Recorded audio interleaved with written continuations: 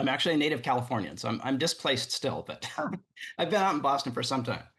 Um, all right. So at Chi 2 weeks ago, I counted 70 papers on and posters on chatbots.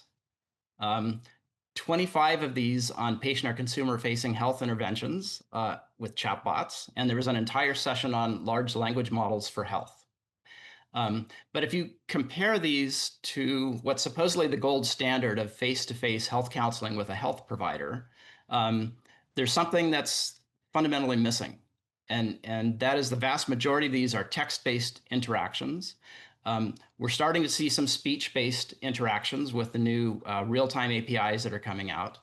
But still, what's missing is a body on the part of the chatbot or the automated health counselor.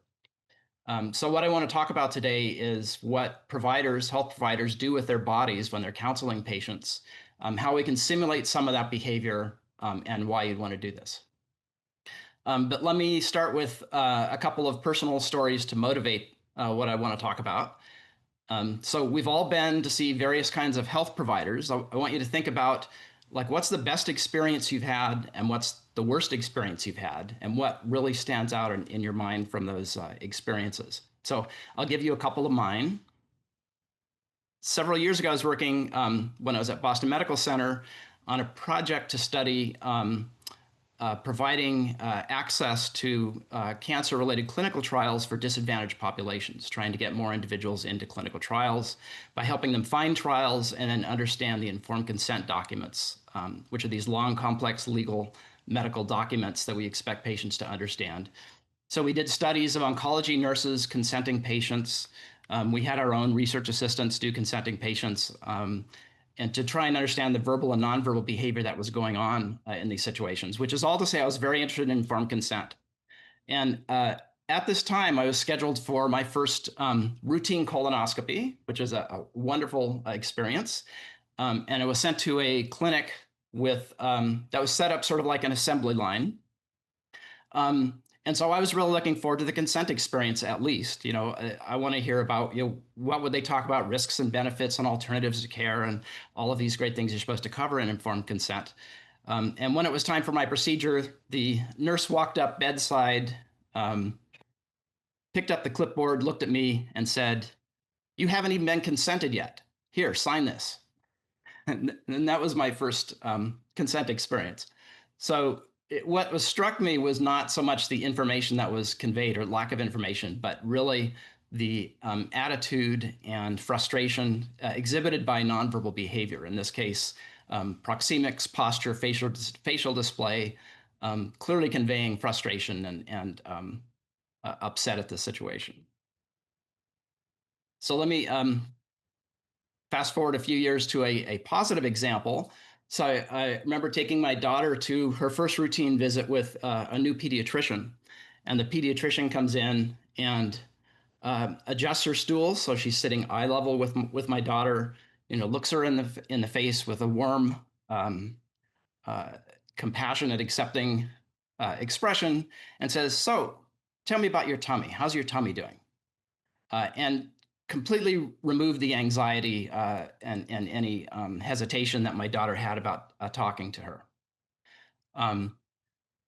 Very empathic interaction. So there's been lots of studies showing that empathy conveyed by a physician leads to not only improved patient satisfaction, but also lower rates of malpractice suits. Now, most folks who don't study nonverbal behavior think of these kinds of gross displays of posture and facial displays, so-called body language, as being what we're talking about in nonverbal behavior and face-to-face interaction. But in fact, there's a lot of more subtle behavior that goes on in these interactions that I want to talk about today. So again, what I want to cover is how do health providers use their bodies in face-to-face counseling, and how can automated conversational systems make use of these same communicative behaviors?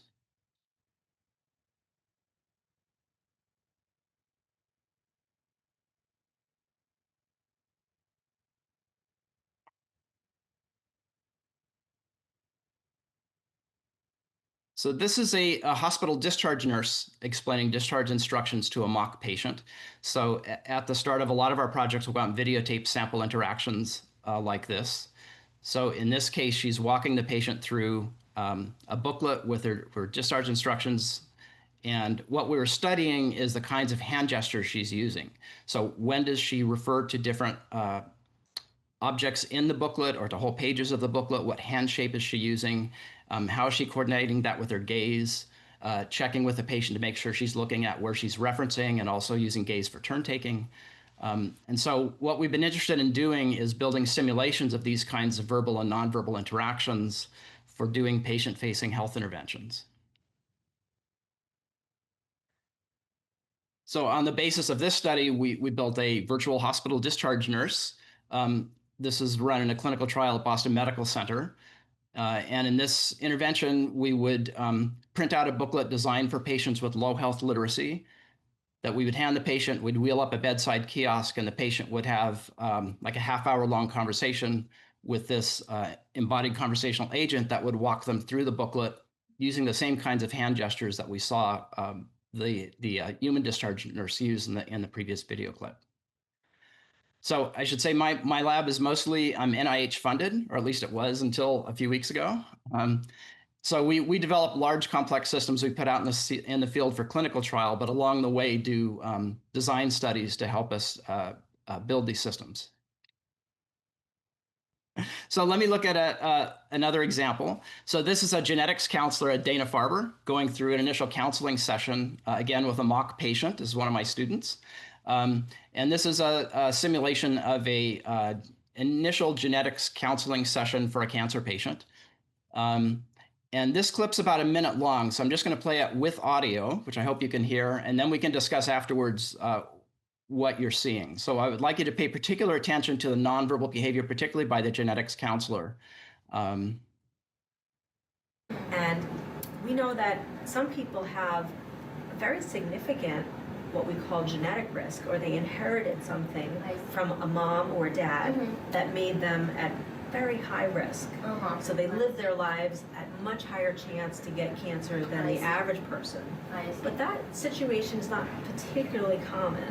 For breast cancer, it's less than 10% of women who have breast cancer have their breast cancer because they inherited something from that made them at a very high risk. I see. Most people who get cancer, it's because of a whole series of things that happen together. I say cancer is not like a light switch. It's not like something happened and now I have cancer.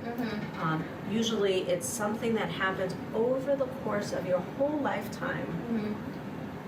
Different errors happen in our cells, in our bodies, randomly, Yes. as part of the aging process.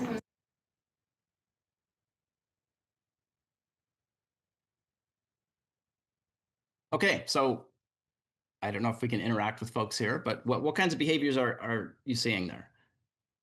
Yeah, I'm going to suggest that folks sort of use the raise hand gesture on Zoom, and we can open it up.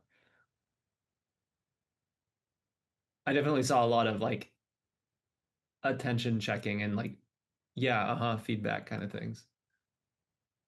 Yep, so grounding behaviors, acknowledgement, demonstrating patient's understanding what she's saying on behalf of the patient, a little bit from the counselor.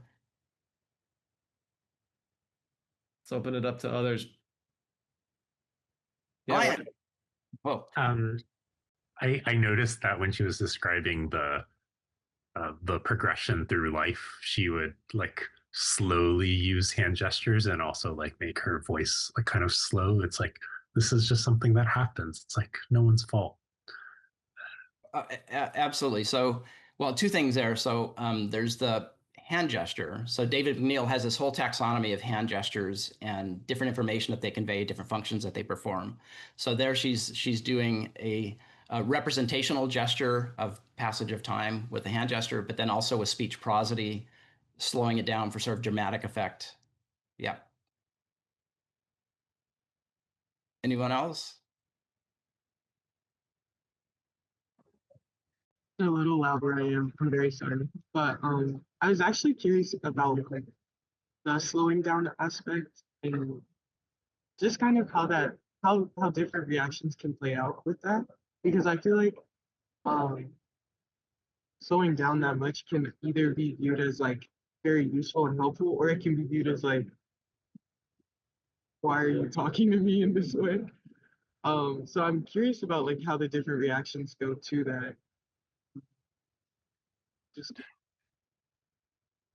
So one of the things we'll talk about in a minute is grounding, which is how do the two interlocutors negotiate what is meant by a given utterance or nonverbal behavior or other display, and they may have to actually come to some agreement, either explicitly or tacitly, about what was meant by that, because it could be interpreted different ways.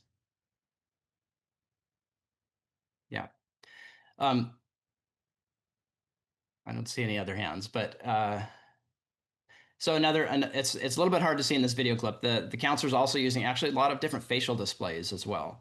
So she's doing things like eyebrow raises for emphasis. She's showing a brief display of disgust when she's talking about only a 10% chance of risk, and in a few other places as well as just a wide range of representational hand gestures that are used for either displaying spatial information, or what we call metaphoric gestures, which is conveying a abstract concept mapped through a spatial gesture and then played out in space with the hands. And also what we call deictic gestures, which is pointing at the pedigree chart in front of her on the table. So a lot of different kinds of behaviors going on. And just I'll mention, so on the basis of these observations, we built a system called PERLA that's currently in trial at LA General Hospital and University of Rochester Medical Center to promote genetic testing, germline genetic testing by cancer patients. So, all right, I want to, at this point, make a distinction between conversational behavior versus conversational function. So an eyebrow raise is a behavior. It's something we objectively observe as happening. But what is meant by that eyebrow raise is the conversational function. What is the individual trying to do with that behavior? So an eyebrow raise can be used for emphasis. It could also be used to display surprise, for example. So those are conversational functions, things we're trying to do with a given behavior. But emphasis can also be achieved other ways. We can do emphasis with beat gestures, which are actually the most common gesture you see in face-to-face conversation. It's just simple biphasic motion to emphasize a point. Emphasis can also be achieved through intonation, pitch. So there's this many-to-many mapping between behaviors and functions. But the main thing is, when you're talking about nonverbal behavior, to be clear about which thing you're talking about. You're talking about an observable behavior or what you think somebody's trying to do with that behavior. So these are some conversational functions that can be achieved through nonverbal behavior. And I'm going to organize the next part of my talk by going over these. And for each one, I'll talk about what it is, how we've simulated that, and then some studies or some interventions where we've used that for patient-facing interventions. So let's talk about grounding first.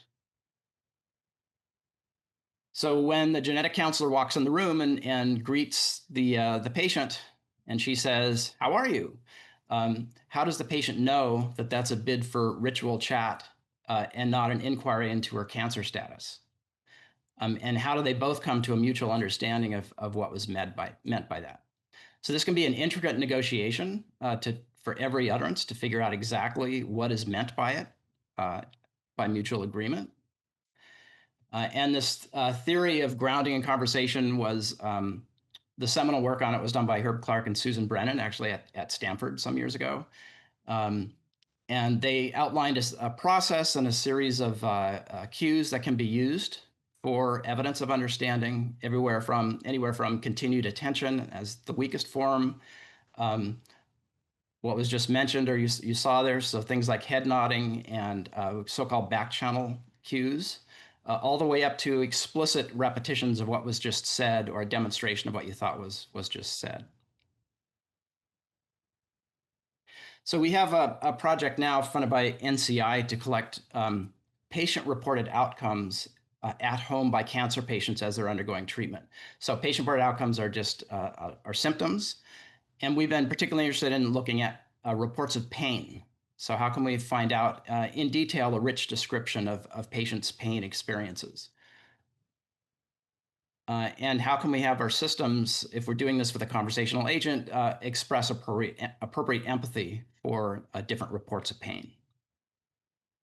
So the standard approach to doing this now in the clinic is with self-report scales, either a single scale of intensity, which is the most commonly used, to more complex scales like this, which is the McGill Pain Questionnaire, which has multiple dimensions of pain that we're trying to capture. But what we'd like to do is move beyond this to an actual narrative description of pain so that we can provide much more accurate empathic feedback, as well as capture more information about their pain experience. So our test bed for doing this is a fur hat robot right now, both because it can do facial display, but also do head nods for back channeling.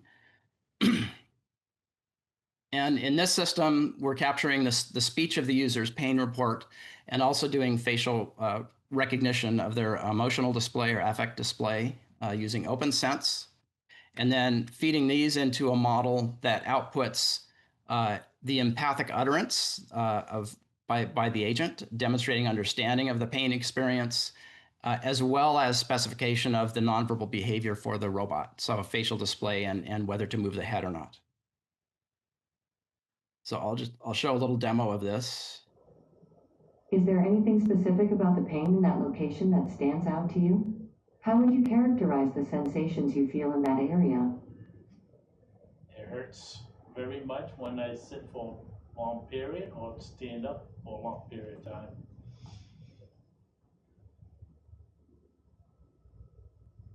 I understand. That sounds really painful. It's helpful to gauge the intensity of the pain to understand the impact it has on you. So, on a scale of 1 to 10, with 1 being mild and 10 being the most severe, how would you rate the intensity of the pain at its worst? Today is probably about a 3.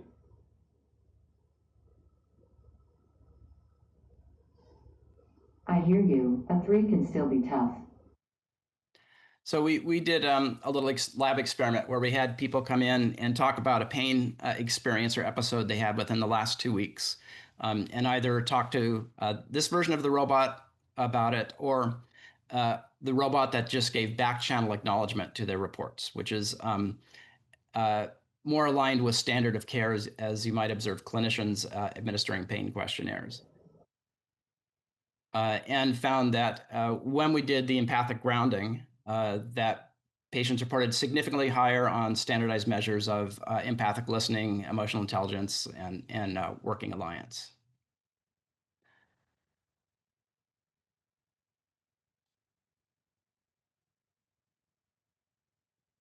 Okay, just checking for questions. All right, so let's talk about Deixis. So Deixis is using language and or nonverbal behavior to reference something in the context.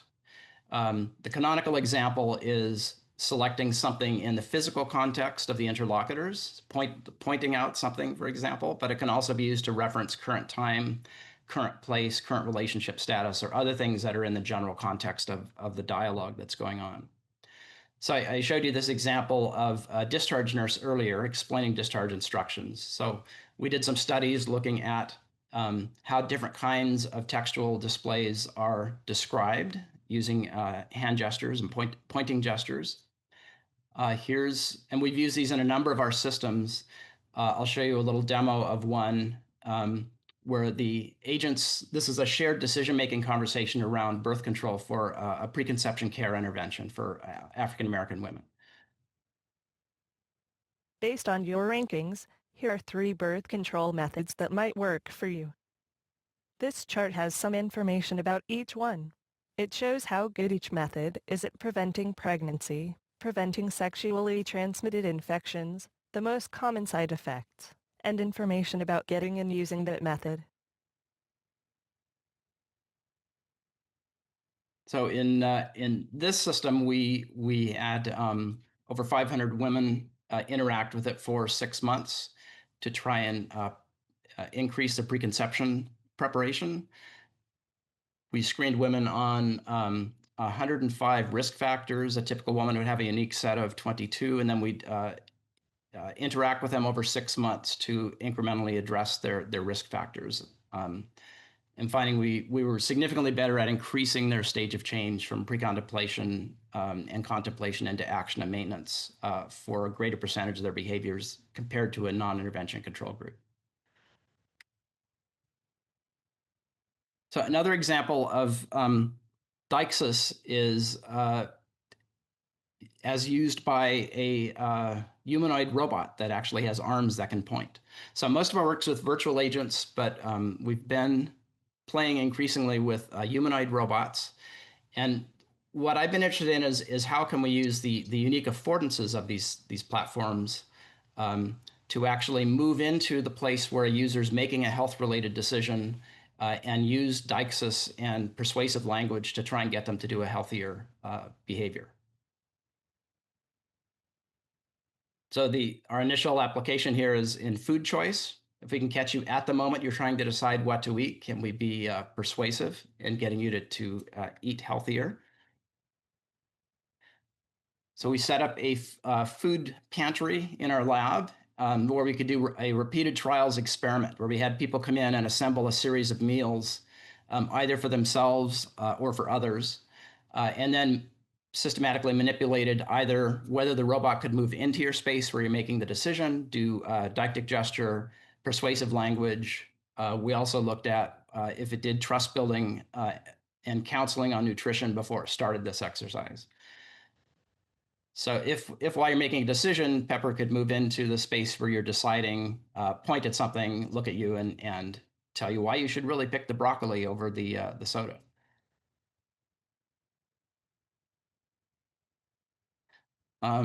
So we did a whole series of experiments. This was one of them in which we looked at proxemics alone. So whether the robot moved into your decision space to give counseling or whether it did it from across the room, and showed that if it did any persuasion, it was more effective than none. And if it moved into your location, it was even more effective. Our main outcome measure here was the nutritional quality of the meals that you assembled using Healthy Eating Index, which is a standard measure of nutrition.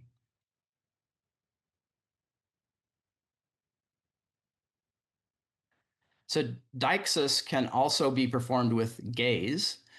You can select something in the context that you're talking about by looking at it, and that includes other speakers, other interactants.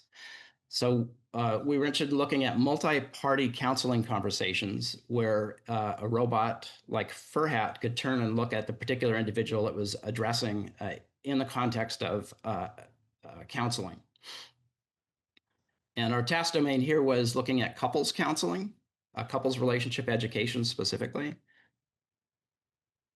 And we were teaching communication skills such as active listening. And so for each skill, the robot would introduce it, talk about what it was. It would do role playing with one participant, have them practice with each other, and then provide feedback on how well they were doing. So one question we had was if people would even accept this advice from a robot.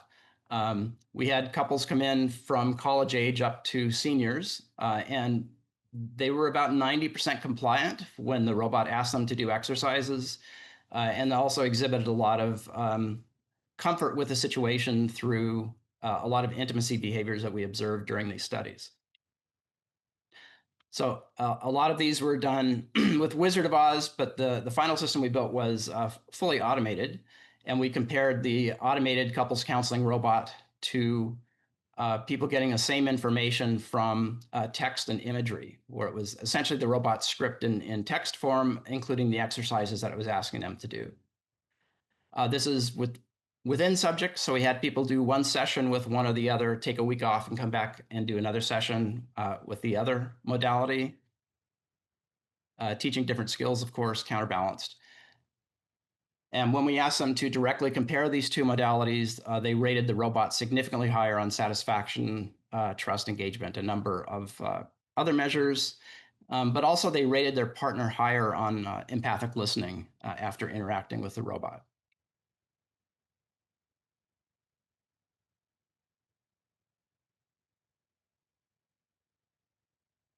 Another conversational function that can be performed with nonverbal behavior is conveyance of meaning, propositional communication.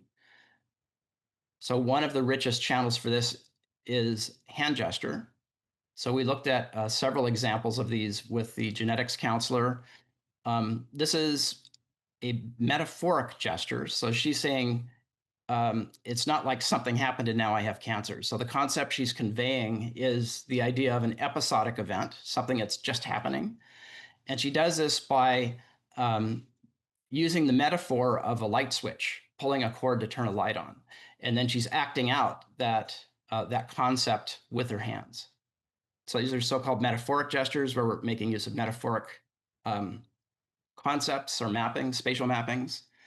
And so we were interested, can Pepper use its hand gestures to convey complex concepts in the context of a counseling conversation?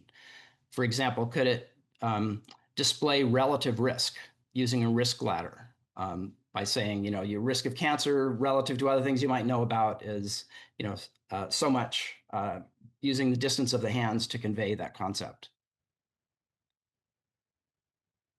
So we first wanted to see what information people could glean from Pepper's hand gestures. So we looked at, it comes with a library of 60 built-in gestures. These have no ground truth as to what they mean, but they're one- and two-handed gestures that are different complex shapes in space. And what we wanted to see is if we just appeal to orientational metaphors, which is in our culture, things that are higher up are considered happier. Things that are physically lower down are considered sadder. If you're talking about quantities, things that are higher up is considered greater in quantity. Things that are lower down is less in quantity. If we looked at the gestures that Pepper's making and the height, the radial distance of the hand at the stroke, the most effortful part of the gesture, is that correlated with perceptions of either quantity or affect arousal or valence? And the answer was yes. People did. In fact, the higher the robot's hand was, the happier they thought it was conveying in valence, higher level of arousal, and higher associated with higher levels of quantity and also increasing quantity.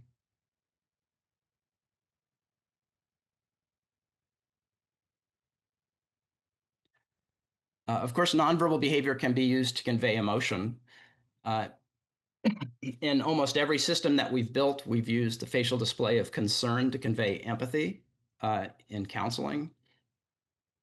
But another channel that is used by nurses in particular is physical touch. There's studies showing that critical care nurses touch their patients something like twice an hour on average. Surveys of hospital patients show that they're more satisfied when they're touched by their providers. So we were interested in exploring whether touch could be used in conjunction with automated counseling for either emphasis or to convey empathy or other emotions.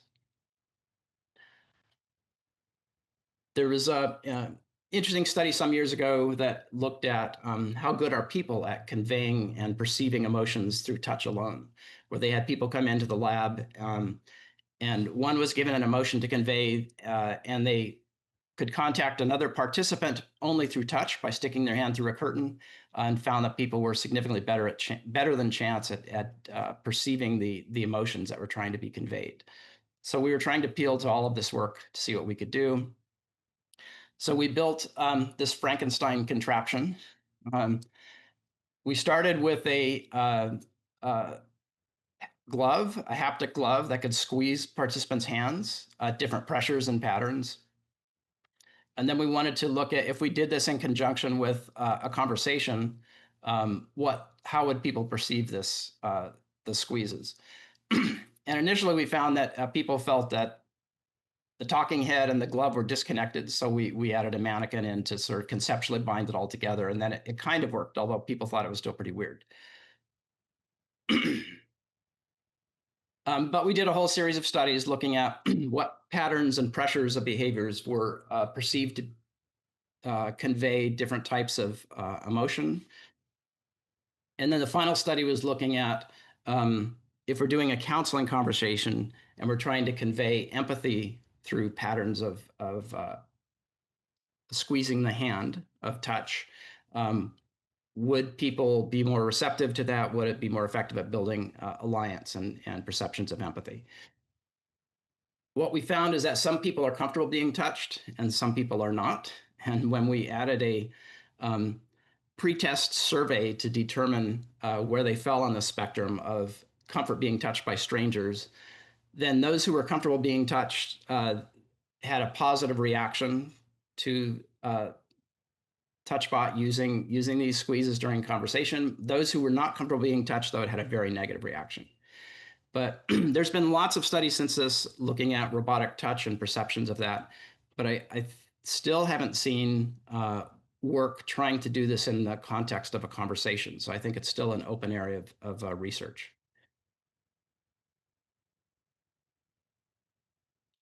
A final function I'll talk about is relational communication. So this is a range of cues to either mark perception of where I think a given relationship's at, or trying to move a relationship, usually along a trajectory of an increased interpersonal closeness, trust, or working alliance. And we've done lots of studies over the years looking at combinations of these behaviors and how they affect alliance. Probably our best one was with not in healthcare, but with a museum guide agent we developed with the Boston Museum of Science. But we've just started experimenting in VR with counseling agents. And this is a great test bed for exploring nonverbal behavior, because you can put a human-sized character, nose to nose in front of participants and can exhibit subtle nonverbal behaviors and see how that affects the interaction. So in this case, we're looking at doing a trust-building conversation before doing health counseling. But we wanted to add in a unique affordance of VR, which is manipulation of proxemics. So as the character's talking to you and trying to build trust through reciprocal self-disclosure, meta-relational communication, other standard techniques, it's incrementally moving closer to the user and seeing if this is effective at increasing their trust level. So we had two different characters that people were interacting with. One of them was promoting, I think it was physical activity, and the other one was promoting diet. This is all counterbalanced. One was using trust building with proxemics, the other was not. And what we found is when we did the trust building with proxemic manipulation, that it carried through to the health counseling in terms of increased motivation to change behavior, increased self-efficacy to change behavior, and this is averaged across the two health behaviors. And then after this conversation, we had the participants, we put them in VR again, we put the character across the room and asked them to walk up and start a conversation with the character, and measured their stopping distance as an objective measurement of their perceived interpersonal closeness with the character. And found that for the character that did this trust-building conversation with proxemics, that they approached significantly closer in the personal distance of the agent. So that's a range of functions that can be achieved, conversational functions that can be achieved with nonverbal behavior, and some examples we've used. Maybe I should stop here for a second and see if there's any questions.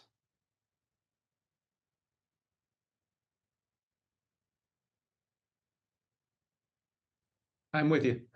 Okay, cool. All right, so those are some unique things you can do with bodies if you give your chatbots bodies. But really, if you have the choice to embody or not, when is it particularly advantageous to put a body on your character? So I'll talk about a few sources of evidence after doing this for a few years. When we first moved to putting our agents on smartphones, we were very interested in whether individuals would want to interact with an agent on this device or continue to interact with a standard graphical user interface using widgets on the smartphones. So we did a study where we brought people into the lab and had them perform different kinds of health tasks, either very transactional reporting of medication taking or looking up side effects of medications, which is more narrative in form.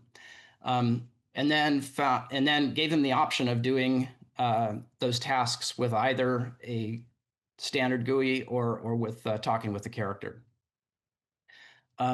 What we found was for brief transactions, like just reporting a medication taking event, most participants preferred the standard GUI. For the more narrative tasks, they were evenly split. There was no clear preference, no significant difference in choice. So some preferred doing it with the agent, some didn't. We also found strong idiosyncratic preferences in that about a third of the participants did all of the tasks just with the GUI. About 20% of them did all of the tasks just with the agent. So there was a strong personal preference bias also. Another reason for embodying characters is if you want to use their appearance and nonverbal behavior to mark in-group affiliation. So we had a couple of projects to promote health in a network of predominantly African-American churches. And one of my students came up with a participatory design method for doing cultural tailoring of an agent, both in its appearance and nonverbal behavior for this particular community. And in studies, we compared the culturally tailored agent to non-tailored agents, and participants clearly recognized the tailoring and generally preferred interacting with the agent that was, they felt part of their community.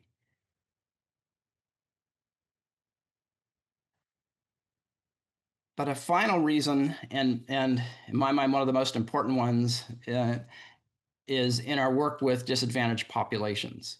So most of the work I've done over the last several years has been with low health literacy populations, a lot of it with Boston Medical Center, which is the main safety net hospital in New England. In the studies we did at BMC, about 40% of the patients have low health literacy, so it's a pretty high rate. So health literacy, if you don't know, is this ability to find, process, understand, and act on medical information. We're usually talking about text like prescription labels. Lots of studies showing patients with low health literacy have worse control of their diseases, worse health outcomes, more hospitalizations. But the most surprising thing is how many people fall into this camp.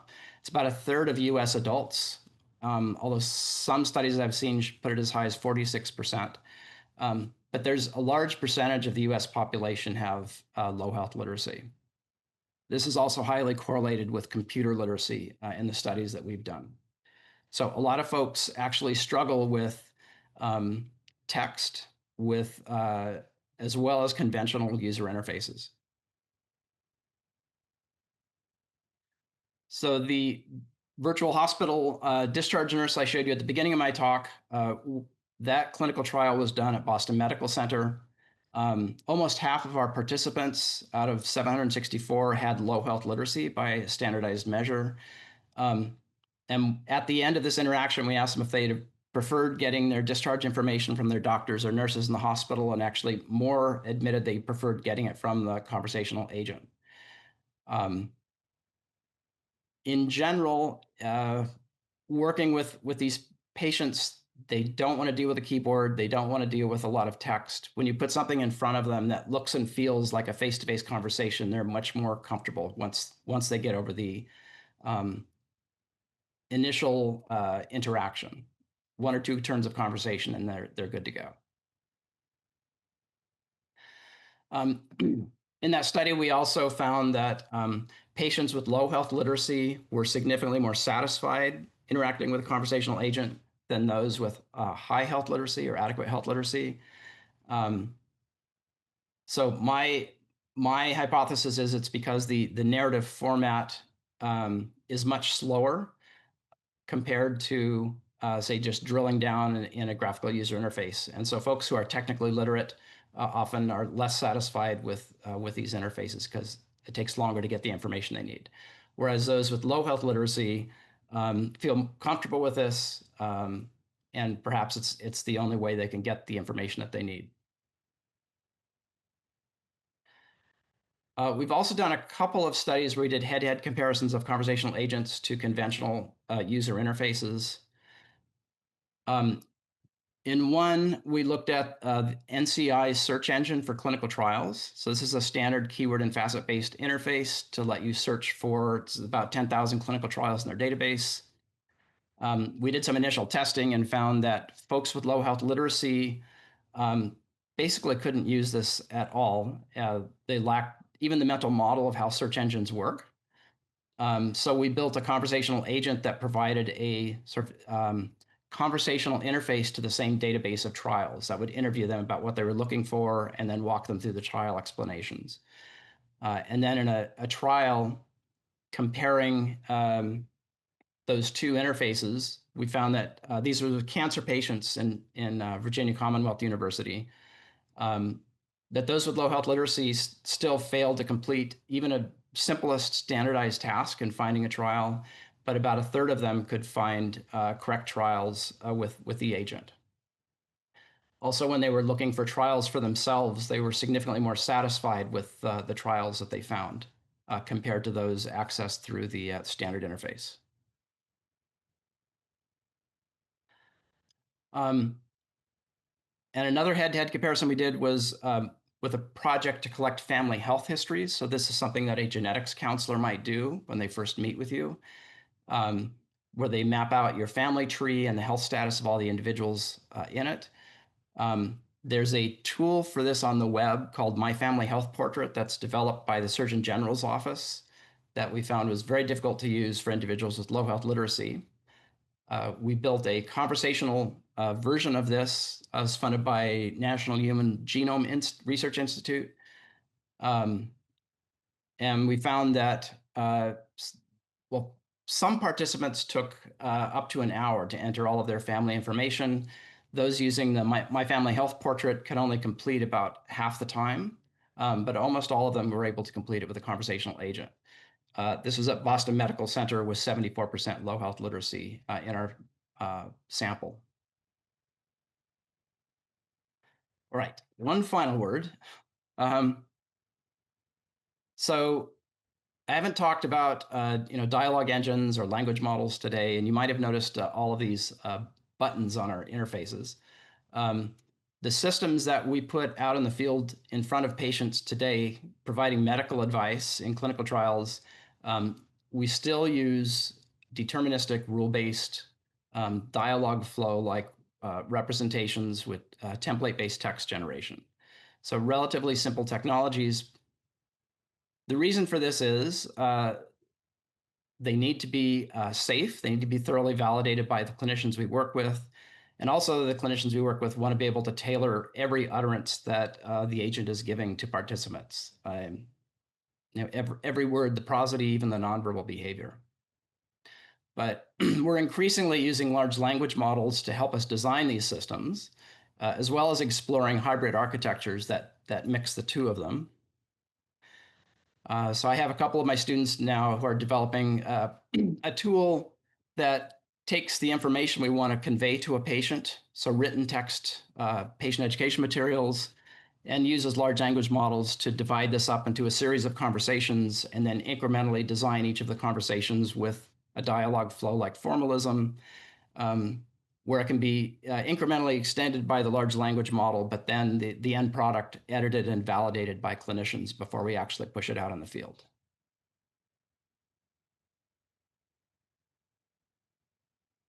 Okay, so let me close with this image again. So, what I've been trying to do for the last decade plus is trying to capture some essence of this kind of interaction, a compassionate, empathetic interaction between a provider and a patient, to maximize health outcomes, but also how good you feel about the care that you're getting.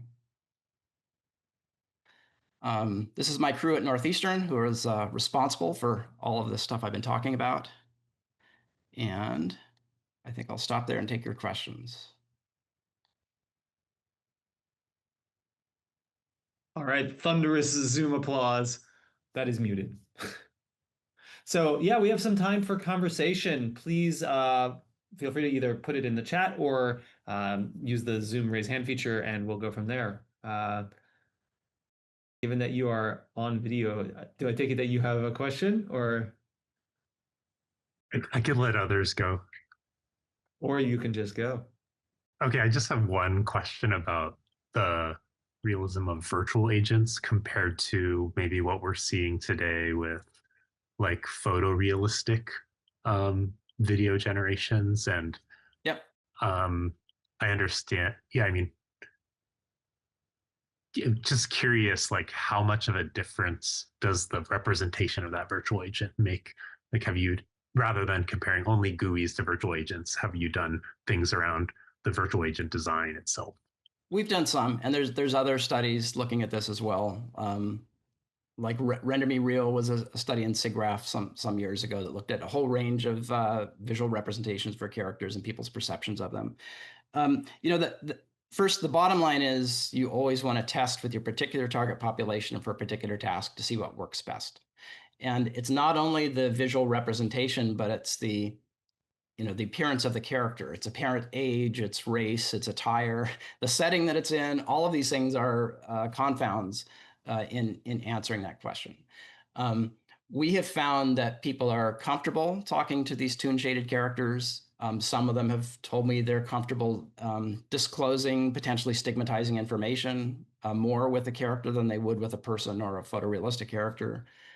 It used to be, the uncanny valley was a reason to not go there. But now, yes, with the new generative video-based characters like HeyGen has, that's no longer an argument. I mean, they look pretty good.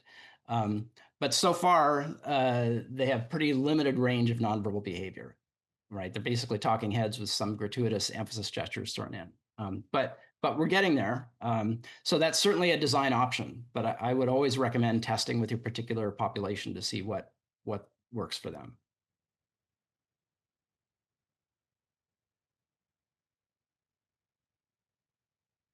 Yeah. Yeah, here with some other students too. Thanks so much for the really fascinating talk. I had one question about a video you showed early on, where you had a empathetic head, and I think I totally buy that. We're emotional embodied beings, and if the technology we're interacting with doesn't respond to that, that leaves a lot to be desired. But it said in response to I think the patient mentioning pain, it said, "I understand." And I was curious to get your thoughts on that, because yeah, I can see different arguments for or against doing something like that, and I just wanted to hear your take. Is that ethical? Well, I guess I take the utilitarian view, which is what most physicians and health providers would say. If it improves health outcomes, it's fair game. but I certainly understand the ethical issues, and there are some people, very few, who really object to this whole idea of an embodied agent trying to pass itself off as a person by speaking, even using personal pronouns to refer to itself, right? So it's a concern. I have not found, like I said, I've had very few people have an issue with this, and most people are quite happy to buy into the fiction. I did one explicit study some years ago looking at what if we go down that path even further, and I give the characters a personal backstory. Like I have people talk with this exercise coach every day for a month. And in one case, it would talk about, its fight it had with its spouse last night and its kids going to school. And, this whole detailed backstory it would tell about itself as if it were a person. And the other condition of the study, it told the same stories, but in third person about another patient it was interacting with. And we found that people were more satisfied. They talked to the first character more when it had a backstory, and it was more effective at getting their health behavior change affected compared to people in the other group. And I explicitly asked them about deception. Did they feel deceived? And did not find any significant indication of that. So whether people want to buy, I don't know, people seem to want to buy into this fiction, and it seems to make it more engaging for them. Yeah. If we have time for a follow-up question, I'd love to ask if you think that the situation changes now that the technology is getting more and more convincing at convincing people that it is human-like, whether or not there are kind of more additional concerns now than like with previous, rule-based systems that, yeah, if you are trying to emulate, human experience or emotions or things that we can argue about whether or not these systems really have or not, whether there's additional risks. Well, I think there is an ethical duty to report at the outset what the thing is. And I think, at least in my studies, people were not confused about what the thing was. But I could see in the future, if your only contact is online, people might get confused. So I think we have an ethical obligation to disclose that up front. What did that address your? Yeah, it does. Yeah. Thank you. Yeah. I've got a question as well. I'm finding myself feeling a little bit of whiplash with how the technology has evolved, where I think for a long period of time, we were sort of better at, maybe arguably better at conveying many of these social and emotional affordances than we were at knowing when to deploy them. So, we could, I'm thinking of like Cynthia Brazil's work, like we could create these robotic or animated characters that sort of, stayed out of the uncanny valley and were conveying emotion and support and all the kinds of things you're showing. Now, suddenly we're in an environment where large language models have a dramatically stronger ability to know which of these strategies to deploy and when to appear empathetic and all of these things, then we have the ability to quote unquote render them, right? I take your point that like the video generation models are getting better, and I think that will eventually solve it. But at least as of right now, we're sort of, I wonder if it puts us into kind of a weird alternate version of the uncanny valley where now this system knows exactly what it should be doing, but it comes across as like this weirdly chaste experience, and like, or not chaste is the wrong word. It feels kind of too synthetic. And like, how do we stay out of the uncanny valley where now the system knows exactly how it should behave, but it really just doesn't have sort of the end effectors to do that? Well, I think in terms of the language conveyed, we're already there with the large language models. Yeah, of course. The it's all the nonverbal stuff. Yeah. The nonverbal stuff, sure. I think it's a matter of fine tuning. I don't think it's going to be that far off, especially if we're talking about virtual agents where it's a mere matter of animation. I think we have many degrees of subtlety that we can express there. Robots, maybe a ways to go. Yeah, I'm thinking even if it were just screen mediated. Yeah, I mean, I think it's going to be, my prediction is that we're in a world where we're kind of going to have to play the waiting game until the real-time video generation really works. And then suddenly it's just gonna, I think you're going to be over the bar, like kind of way over the bar. I agree.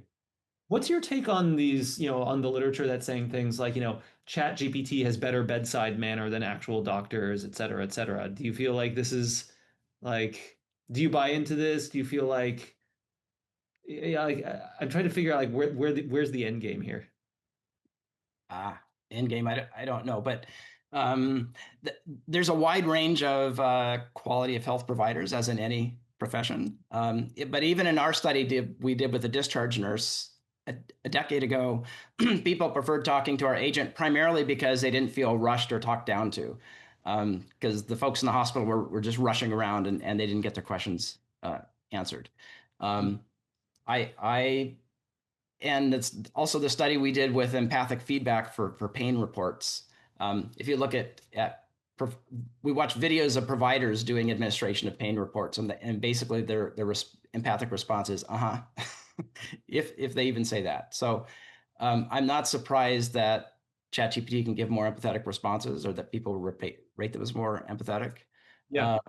But your question is, where does this lead us? Well, I mean, you can imagine a world in which actually I don't know, there are all of these different models where it's like, I'm going to have easy, fast access to what's effectively going to be a 90th percentile healthcare provider that is completely automated. That's one angle. It's like, my healthcare provider is going to give me just free meetings, as many as I want with that thing.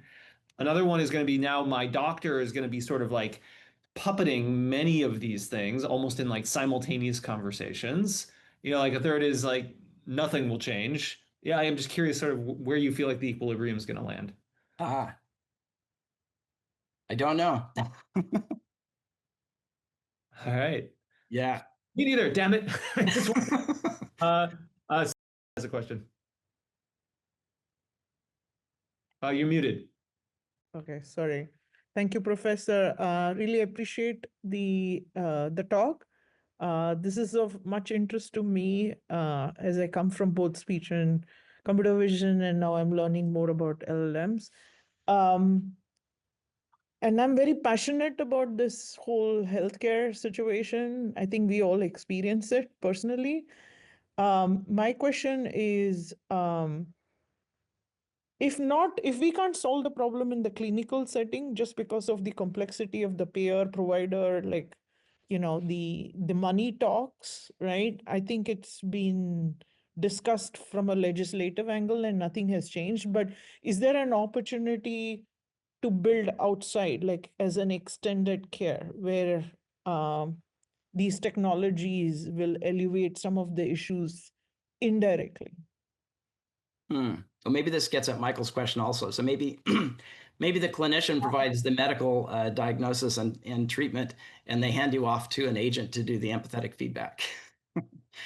That might be a good model. Yeah, especially like for aging and healthcare or chronic disease management. The healthcare system doesn't have the time. Sure, absolutely.